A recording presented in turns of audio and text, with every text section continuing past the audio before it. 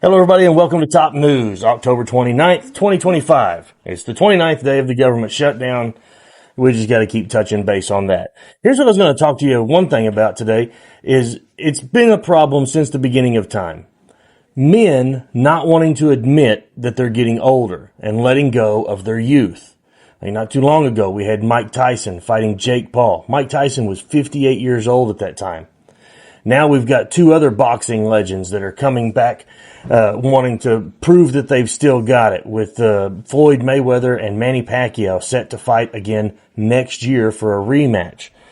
Floyd Mayweather is going to be 48 years old at the time of the fight, and Manny Pacquiao will be 46. It's not it's not an old man's sport. It's definitely a young man's sport, but these guys still think they've got something left in the tank. And don't get me wrong, they're older. I still wouldn't fuck with either one of them. But it's not just in combat sports where this is a thing. It's in all other aspects of life.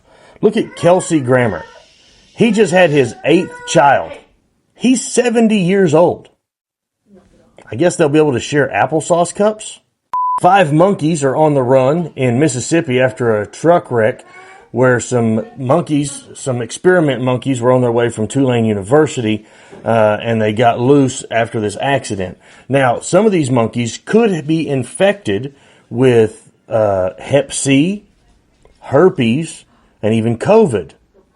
I'm not real sure what the hell these monkeys were up to before they got picked up by Tulane. The president recently fired all 6 members of the Commission of Fine Arts, which is a federal job, and he just went ahead and by email let them know that they were no longer employed. Now, all 6 of these members, what their job is to oversee the development of federal property in Washington, D.C. Now, I know a lot of contractors that wish that they could just fire the inspectors, that way they could get on with their projects. In what I'm sure is unrelated news, the president's project of the ballroom at the White House is underway. The administration is wanting to ramp up its efforts in the mass deportation, saying that they want to intensify the tactics that they're already using. Things like rappelling into apartment complexes from Black Hawk helicopters and jumping out of moving trucks in the parking lot of Home Depot are just a couple of ideas that have been mentioned.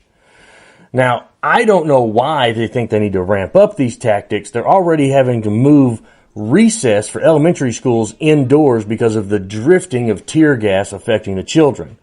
There are already volunteer organizations that have been put together to escort children home from school so that brown kids aren't swooped up. Now, I know that some of you think, hey, it's only happening to the brown people. I'm white. I don't have to worry about it. Let me tell you a little bit of a story. I was in Chicago this past weekend, and a manager of a club was drugged from the club and arrested by ICE. He's a white guy that's originally from Texas with no criminal record, and there still has been no reason for why he's been arrested released.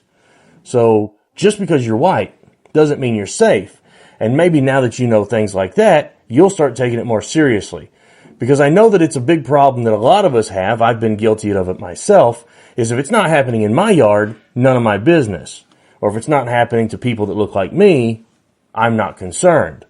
While I was in Chicago, I asked some people that live there just how bad things are there. And they said things aren't as bad as the news makes it look, but there are things that happen that are terrible. For example, one guy who came to one of our shows didn't think he was going to be able to make it because ICE was doing a raid at his apartment complex. Another couple that I talked to at the end of one of our shows, I was asking them, and they said, well, the news blows some things way out of proportion and then really plays down other things. For example, they said the protests that they were showing on TV, where it looked like it was hundreds and hundreds of people at these protests, if the camera would just zoom out, there's really only 20 people.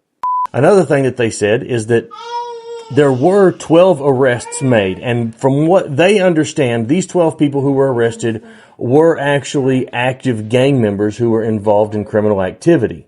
Now, what was weird about that is the number of officers and National Guardsmen that they used in order to make this arrest happen.